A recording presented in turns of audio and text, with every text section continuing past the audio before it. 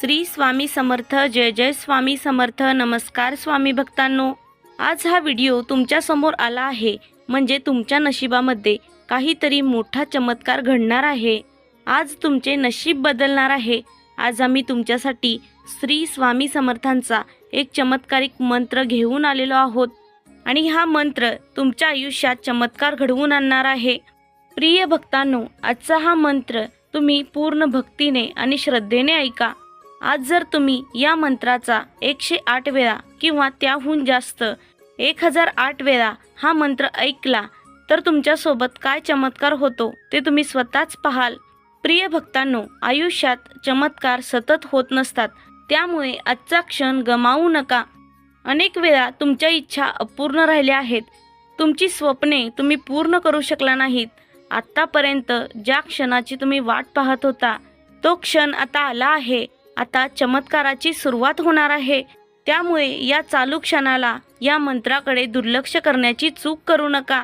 आता या चालू क्षणाला हा मंत्र ऐकत राहा.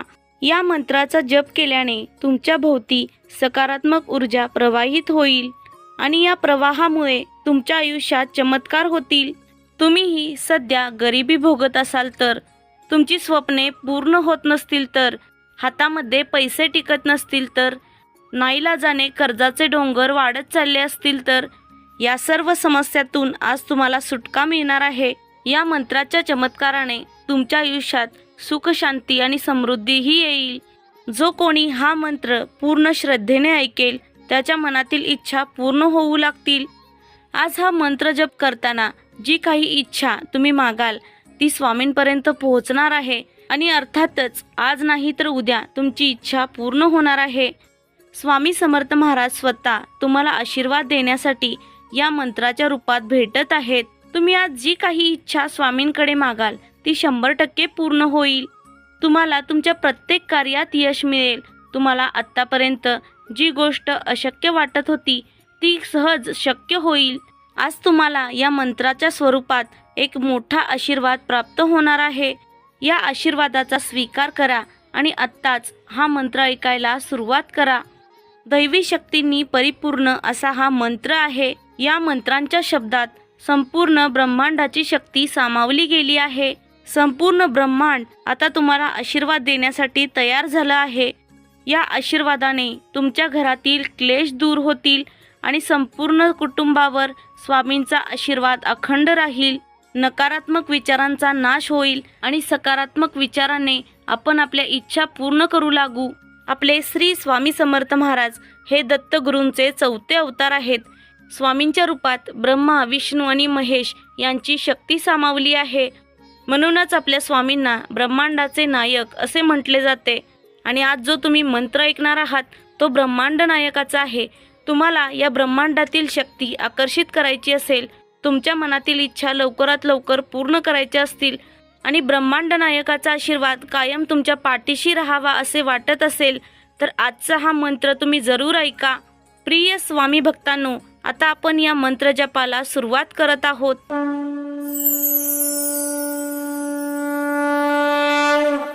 ओम श्री ब्रह्मांड नायक दत्तावतारी श्री स्वामी समर्थाय नमः.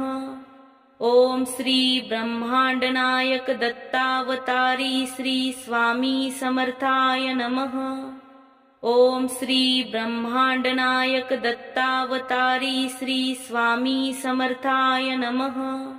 ओम श्री ब्रह्मांड नायक दत्तावतारी श्री स्वामी समर्थाय नमः. ओम श्री ब्रह्मांड नायक दत्तावतारी श्री स्वामी समर्थाय नमः. ओम श्री ब्रह्मांड नायक दत्तावतारी श्री स्वामी समर्थाय नमः. ओम श्री ब्रह्मांड नायक दत्तावतारी श्री स्वामी समर्थाय नमः. ओम श्री ब्रह्मांड नायक दत्तावतारी श्री स्वामी समर्थाय नमः. ओम श्री ब्रह्मांड नायक दत्तावतारी श्री स्वामी समर्थाय नमः. ओम श्री ब्रह्मांड नायक दत्तावतारी श्री स्वामी समर्थाय नमः. ओम श्री ब्रह्मांडनायक दत्तावतारी श्री स्वामी समर्थाय नमः। ओम श्री ब्रह्मांडनायक दत्तावतारी श्री स्वामी समर्थाय नमः। ओम श्री ब्रह्मांडनायक दत्तावतारी श्री स्वामी समर्थाय नमः। ओम श्री ब्रह्मांडनायक दत्तावतारी श्री स्वामी समर्थाय नमः। ओम श्री ब्रह्मांडनायक दत्तावतारी श्री स्वामी समर्थाय नमः। ओम श्री ब्रह्मांडनायक दत्तावतारी श्री स्वामी समर्थाय नमः। ओम श्री ब्रह्मांडनायक दत्तावतारी श्री स्वामी समर्थाय नमः। ओम श्री ब्रह्मांडनायक दत्तावतारी श्री स्वामी समर्थाय नमः। ओम श्री ब्रह्मांडनायक दत्तावतारी श्री स्वामी समर्थाय नमः। ओम श्री ब्रह्मांडनायक दत्तावतारी श्री स्वामी समर्थाय नमः। ओम श्री ब्रह्मांडनायक दत्तावतारी श्री स्वामी समर्थाय नमः। ओम श्री ब्रह्मांडनायक दत्तावतारी श्री स्वामी समर्थाय नमः। ओम श्री ब्रह्मांडनायक दत्तावतारी श्री स्वामी समर्थाय नमः। ओम श्री ब्रह्मांडनायक दत्तावतारी श्री स्वामी समर्थाय नमः। ओम श्री ब्रह्मांडनायक दत्तावतारी श्री स्वामी समर्थाय नमः। ओम श्री ब्रह्मांडनायक दत्तावतारी श्री स्वामी समर्थाय नमः। ओम श्री ब्रह्मांडनायक दत्तावतारी श्री स्वामी समर्थाय नमः। ओम श्री ब्रह्मांडनायक दत्तावतारी श्री स्वामी समर्थाय नमः। ओम श्री ब्रह्मांडनायक दत्तावतारी श्री स्वामी समर्थाय नमः। ओम श्री ब्रह्मांडनायक दत्तावतारी श्री स्वामी समर्थाय नमः। ओम श्री ब्रह्मांडनायक दत्तावतारी श्री स्वामी समर्थाय नमः। ओम श्री ब्रह्मांडनायक दत्तावतारी श्री स्वामी समर्थाय नमः। ओम श्री ब्रह्मांडनायक दत्तावतारी श्री स्वामी समर्थाय नमः। ओम श्री ब्रह्मांडनायक दत्तावतारी श्री स्वामी समर्थाय नमः। ओम श्री ब्रह्मांडनायक दत्तावतारी श्री स्वामी समर्थाय नमः। ओम श्री ब्रह्मांडनायक दत्तावतारी श्री स्वामी समर्थाय नमः। ओम श्री ब्रह्मांडनायक दत्तावतारी श्री स्वामी समर्थाय नमः। ओम श्री ब्रह्मांडनायक दत्तावतारी श्री स्वामी समर्थाय नमः। ओम श्री ब्रह्मांडनायक दत्तावतारी श्री स्वामी समर्थाय नमः। ओम श्री ब्रह्मांडनायक दत्तावतारी श्री स्वामी समर्थाय नमः। ओम श्री ब्रह्मांडनायक दत्तावतारी श्री स्वामी समर्थाय नमः। ओम श्री ब्रह्मांडनायक दत्तावतारी श्री स्वामी समर्थाय नमः। ओम श्री ब्रह्मांडनायक दत्तावतारी श्री स्वामी समर्थाय नमः। ओम श्री ब्रह्मांडनायक दत्तावतारी श्री स्वामी समर्थाय नमः। ओम श्री ब्रह्मांडनायक दत्तावतारी श्री स्वामी समर्थाय नमः। ओम श्री ब्रह्मांडनायक दत्तावतारी श्री स्वामी समर्थाय नमः। ओम श्री ब्रह्मांडनायक दत्तावतारी श्री स्वामी समर्थाय नमः। ओम श्री ब्रह्मांडनायक दत्तावतारी श्री स्वामी समर्थाय नमः। ओम श्री ब्रह्मांडनायक दत्तावतारी श्री स्वामी समर्थाय नमः। ओम श्री ब्रह्मांडनायक दत्तावतारी श्री स्वामी समर्थाय नमः। ओम श्री ब्रह्मांडनायक दत्तावतारी श्री स्वामी समर्थाय नमः। ओम श्री ब्रह्मांडनायक दत्तावतारी श्री स्वामी समर्थाय नमः। ओम श्री ब्रह्मांडनायक दत्तावतारी श्री स्वामी समर्थाय नमः। ओम श्री ब्रह्मांडनायक दत्तावतारी श्री स्वामी समर्थाय नमः। ओम श्री ब्रह्मांडनायक दत्तावतारी श्री स्वामी समर्थाय नमः। ओम श्री ब्रह्मांडनायक दत्तावतारी श्री स्वामी समर्थाय नमः।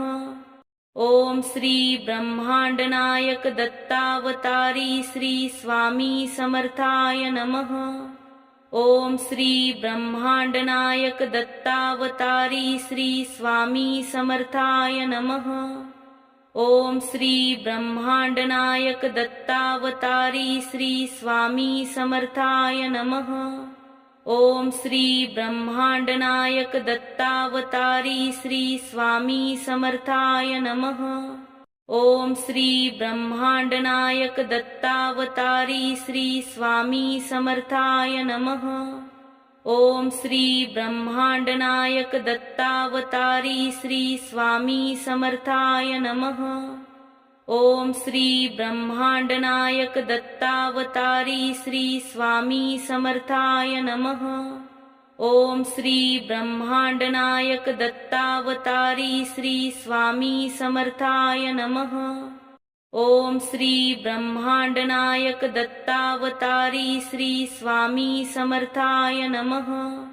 ओम श्री ब्रह्मांडनायक दत्तावतारी श्री स्वामी समर्थाय नमः। ओम श्री ब्रह्मांडनायक दत्तावतारी श्री स्वामी समर्थाय नमः। ओम श्री ब्रह्मांडनायक दत्तावतारी श्री स्वामी समर्थाय नमः। ओम श्री ब्रह्मांडनायक दत्तावतारी श्री स्वामी समर्थाय नमः। ओम श्री ब्रह्मांडनायक दत्तावतारी श्री स्वामी समर्थाय नमः। ओम श्री ब्रह्मांडनायक दत्तावतारी श्री स्वामी समर्थाय नमः। ओम श्री ब्रह्मांडनायक दत्तावतारी श्री स्वामी समर्थाय नमः। ओम श्री ब्रह्मांडनायक दत्तावतारी श्री स्वामी समर्थाय नमः। ओम श्री ब्रह्मांडनायक दत्तावतारी श्री स्वामी समर्थाय नमः। ओम श्री ब्रह्मांडनायक दत्तावतारी श्री स्वामी समर्थाय नमः। ओम श्री ब्रह्मांडनायक दत्तावतारी श्री स्वामी समर्थाय नमः। ओम श्री ब्रह्मांडनायक दत्तावतारी श्री स्वामी समर्थाय नमः। ओम श्री ब्रह्मांडनायक दत्तावतारी श्री स्वामी समर्थाय नमः। ओम श्री ब्रह्मांडनायक दत्तावतारी श्री स्वामी समर्थाय नमः। ओम श्री ब्रह्मांडनायक दत्तावतारी श्री स्वामी समर्थाय नमः। ओम श्री ब्रह्मांडनायक दत्तावतारी श्री स्वामी समर्थाय नमः। ओम श्री ब्रह्मांडनायक दत्तावतारी श्री स्वामी समर्थाय नमः। ओम श्री ब्रह्मांडनायक दत्तावतारी श्री स्वामी समर्थाय नमः। ओम श्री ब्रह्मांडनायक दत्तावतारी श्री स्वामी समर्थाय नमः। ओम श्री ब्रह्मांडनायक दत्तावतारी श्री स्वामी समर्थाय नमः।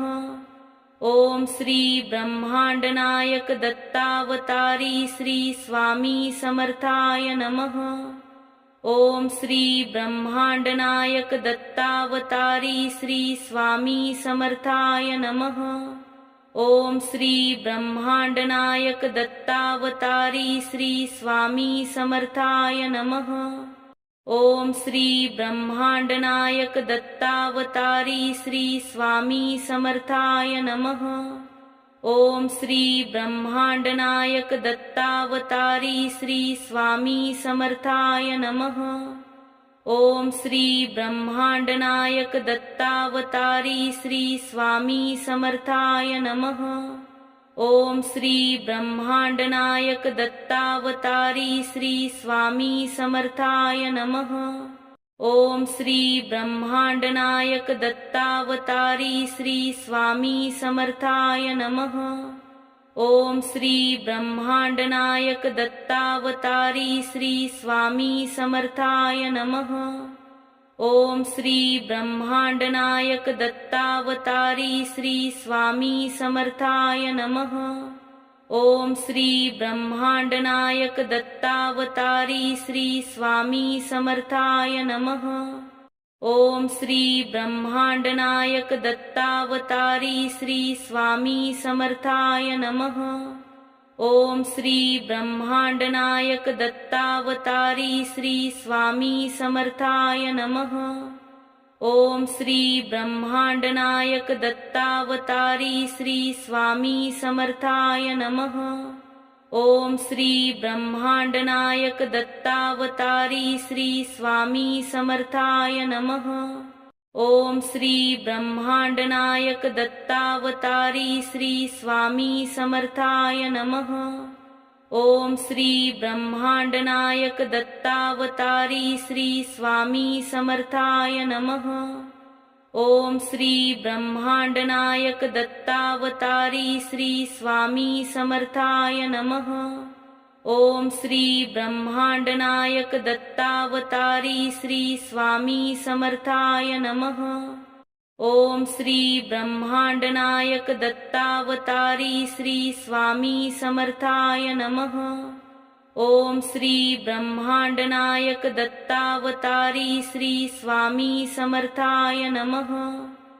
ओम श्री ब्रह्मांडनायक दत्तावतारी श्री स्वामी समर्थाय नमः। ओम श्री ब्रह्मांडनायक दत्तावतारी श्री स्वामी समर्थाय नमः। ओम श्री ब्रह्मांडनायक दत्तावतारी श्री स्वामी समर्थाय नमः। ओम श्री ब्रह्मांडनायक दत्तावतारी श्री स्वामी समर्थाय नमः। ओम श्री ब्रह्मांडनायक दत्तावतारी श्री स्वामी समर्थाय नमः। ओम श्री ब्रह्मांडनायक दत्तावतारी श्री स्वामी समर्थाय नमः। ओम श्री ब्रह्मांडनायक दत्तावतारी श्री स्वामी समर्थाय नमः। ओम श्री ब्रह्मांडनायक दत्तावतारी श्री स्वामी समर्थाय नमः। ओम श्री ब्रह्मांडनायक दत्तावतारी श्री स्वामी समर्थाय नमः। ओम श्री ब्रह्मांडनायक दत्तावतारी श्री स्वामी समर्थाय नमः। ओम श्री ब्रह्मांडनायक दत्तावतारी श्री स्वामी समर्थाय नमः। ओम श्री ब्रह्मांडनायक दत्तावतारी श्री स्वामी समर्थाय नमः। ओम श्री ब्रह्मांडनायक दत्तावतारी श्री स्वामी समर्थाय नमः। ओम श्री ब्रह्मांडनायक दत्तावतारी श्री स्वामी समर्थाय नमः। ओम श्री ब्रह्मांडनायक दत्तावतारी श्री स्वामी समर्थाय नमः। ओम श्री ब्रह्मांडनायक दत्तावतारी श्री स्वामी समर्थाय नमः। ओम श्री ब्रह्मांडनायक दत्तावतारी श्री स्वामी समर्थाय नमः। ओम श्री ब्रह्मांडनायक दत्तावतारी श्री स्वामी समर्थाय नमः। ओम श्री ब्रह्मांडनायक दत्तावतारी श्री स्वामी समर्थाय नमः। ओम श्री ब्रह्मांडनायक दत्तावतारी श्री स्वामी समर्थाय नमः। ओम श्री ब्रह्मांडनायक दत्तावतारी श्री स्वामी समर्थाय नमः। ओम श्री ब्रह्मांडनायक दत्तावतारी श्री स्वामी समर्थाय नमः। ओम श्री ब्रह्मांडनायक दत्तावतारी श्री स्वामी समर्थाय नमः। ओम श्री ब्रह्मांडनायक दत्तावतारी श्री स्वामी समर्थाय नमः। ओम श्री ब्रह्मांडनायक दत्तावतारी श्री स्वामी समर्थाय नमः। ओम श्री ब्रह्मांडनायक दत्तावतारी श्री स्वामी समर्थाय नमः। ओम श्री ब्रह्मांडनायक दत्तावतारी श्री स्वामी समर्थाय नमः। ओम श्री ब्रह्मांडनायक दत्तावतारी श्री स्वामी समर्थाय नमः। ओम श्री ब्रह्मांडनायक दत्तावतारी श्री स्वामी समर्थाय नमः।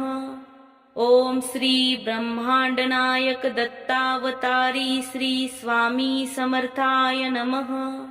ओम श्री ब्रह्मांडनायक दत्तावतारी श्री स्वामी समर्थाय नमः।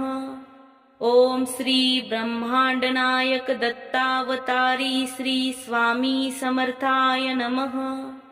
ओम श्री ब्रह्मांडनायक दत्तावतारी श्री स्वामी समर्थाय नमः। ओम श्री ब्रह्मांडनायक दत्तावतारी श्री स्वामी समर्थाय नमः। ओम श्री ब्रह्मांडनायक दत्तावतारी श्री स्वामी समर्थाय नमः। ओम श्री ब्रह्मांडनायक दत्तावतारी श्री स्वामी समर्थाय नमः। ओम श्री ब्रह्मांडनायक दत्तावतारी श्री स्वामी समर्थाय नमः। ओम श्री ब्रह्मांडनायक दत्तावतारी श्री स्वामी समर्थाय नमः। ओम श्री ब्रह्मांडनायक दत्तावतारी श्री स्वामी समर्थाय नमः। ओम श्री ब्रह्मांडनायक दत्तावतारी श्री स्वामी समर्थाय नमः। ओम श्री ब्रह्मांडनायक दत्तावतारी श्री स्वामी समर्थाय नमः। ओम श्री ब्रह्मांडनायक दत्तावतारी श्री स्वामी समर्थाय नमः। ओम श्री ब्रह्मांडनायक दत्तावतारी श्री स्वामी समर्थाय नमः। ओम श्री ब्रह्मांडनायक दत्तावतारी श्री स्वामी समर्थाय नमः। ओम श्री ब्रह्मांडनायक दत्तावतारी श्री स्वामी समर्थाय नमः। ओम श्री ब्रह्मांडनायक दत्तावतारी श्री स्वामी समर्थाय नमः। ओम श्री ब्रह्मांडनायक दत्तावतारी श्री स्वामी समर्थाय नमः। ओम श्री ब्रह्मांडनायक दत्तावतारी श्री स्वामी समर्थाय नमः। ओम श्री ब्रह्मांडनायक दत्तावतारी श्री स्वामी समर्थाय नमः। ओम श्री ब्रह्मांडनायक दत्तावतारी श्री स्वामी समर्थाय नमः। ओम श्री ब्रह्मांडनायक दत्तावतारी श्री स्वामी समर्थाय नमः। ओम श्री ब्रह्मांडनायक दत्तावतारी श्री स्वामी समर्थाय नमः। ओम श्री ब्रह्मांडनायक दत्तावतारी श्री स्वामी समर्थाय नमः। ओम श्री ब्रह्मांडनायक दत्तावतारी श्री स्वामी समर्थाय नमः। ओम श्री ब्रह्मांडनायक दत्तावतारी श्री स्वामी समर्थाय नमः। ओम श्री ब्रह्मांडनायक दत्तावतारी श्री स्वामी समर्थाय नमः। ओम श्री ब्रह्मांडनायक दत्तावतारी श्री स्वामी समर्थाय नमः। ओम श्री ब्रह्मांडनायक दत्तावतारी श्री स्वामी समर्थाय नमः। ओम श्री ब्रह्मांडनायक दत्तावतारी श्री स्वामी समर्थाय नमः। ओम श्री ब्रह्मांडनायक दत्तावतारी श्री स्वामी समर्थाय नमः। ओम श्री ब्रह्मांडनायक दत्तावतारी श्री स्वामी समर्थाय नमः। ओम श्री ब्रह्मांडनायक दत्तावतारी श्री स्वामी समर्थाय नमः। ओम श्री ब्रह्मांडनायक दत्तावतारी श्री स्वामी समर्थाय नमः। ओम श्री ब्रह्मांडनायक दत्तावतारी श्री स्वामी समर्थाय नमः। ओम श्री ब्रह्मांडनायक दत्तावतारी श्री स्वामी समर्थाय नमः। ओम श्री ब्रह्मांडनायक दत्तावतारी श्री स्वामी समर्थाय नमः। ओम श्री ब्रह्मांडनायक दत्तावतारी श्री स्वामी समर्थाय नमः। ओम श्री ब्रह्मांडनायक दत्तावतारी श्री स्वामी समर्थाय नमः। ओम श्री ब्रह्मांडनायक दत्तावतारी श्री स्वामी समर्थाय नमः। ओम श्री ब्रह्मांडनायक दत्तावतारी श्री स्वामी समर्थाय नमः। ओम श्री ब्रह्मांडनायक दत्तावतारी श्री स्वामी समर्थाय नमः। ओम श्री ब्रह्मांडनायक दत्तावतारी श्री स्वामी समर्थाय नमः। ओम श्री ब्रह्मांडनायक दत्तावतारी श्री स्वामी समर्थाय नमः। ओम श्री ब्रह्मांडनायक दत्तावतारी श्री स्वामी समर्थाय नमः। ओम श्री ब्रह्मांडनायक दत्तावतारी श्री स्वामी समर्थाय नमः। ओम श्री ब्रह्मांडनायक दत्तावतारी श्री स्वामी समर्थाय नमः। ओम श्री ब्रह्मांडनायक दत्तावतारी श्री स्वामी समर्थाय नमः। ओम श्री ब्रह्मांडनायक दत्तावतारी श्री स्वामी समर्थाय नमः। ओम श्री ब्रह्मांडनायक दत्तावतारी श्री स्वामी समर्थाय नमः। ओम श्री ब्रह्मांडनायक दत्तावतारी श्री स्वामी समर्थाय नमः। ओम श्री ब्रह्मांडनायक दत्तावतारी श्री स्वामी समर्थाय नमः। ओम श्री ब्रह्मांडनायक दत्तावतारी श्री स्वामी समर्थाय नमः। ओम श्री ब्रह्मांडनायक दत्तावतारी श्री स्वामी समर्थाय नमः। ओम श्री ब्रह्मांडनायक दत्तावतारी श्री स्वामी समर्थाय नमः। ओम श्री ब्रह्मांडनायक दत्तावतारी श्री स्वामी समर्थाय नमः। ओम श्री ब्रह्मांडनायक दत्तावतारी श्री स्वामी समर्थाय नमः। ओम श्री ब्रह्मांडनायक दत्तावतारी श्री स्वामी समर्थाय नमः। ओम श्री ब्रह्मांडनायक दत्तावतारी श्री स्वामी समर्थाय नमः। ओम श्री ब्रह्मांडनायक दत्तावतारी श्री स्वामी समर्थाय नमः। ओम श्री ब्रह्मांडनायक दत्तावतारी श्री स्वामी समर्थाय नमः। ओम श्री ब्रह्मांडनायक दत्तावतारी श्री स्वामी समर्थाय नमः। ओम श्री ब्रह्मांडनायक दत्तावतारी श्री स्वामी समर्थाय नमः। ओम श्री ब्रह्मांडनायक दत्तावतारी श्री स्वामी समर्थाय नमः। ओम श्री ब्रह्मांडनायक दत्तावतारी श्री स्वामी समर्थाय नमः। ओम श्री ब्रह्मांडनायक दत्तावतारी श्री स्वामी समर्थाय नमः। ओम श्री ब्रह्मांडनायक दत्तावतारी श्री स्वामी समर्थाय नमः। ओम श्री ब्रह्मांडनायक दत्तावतारी श्री स्वामी समर्थाय नमः। ओम श्री ब्रह्मांडना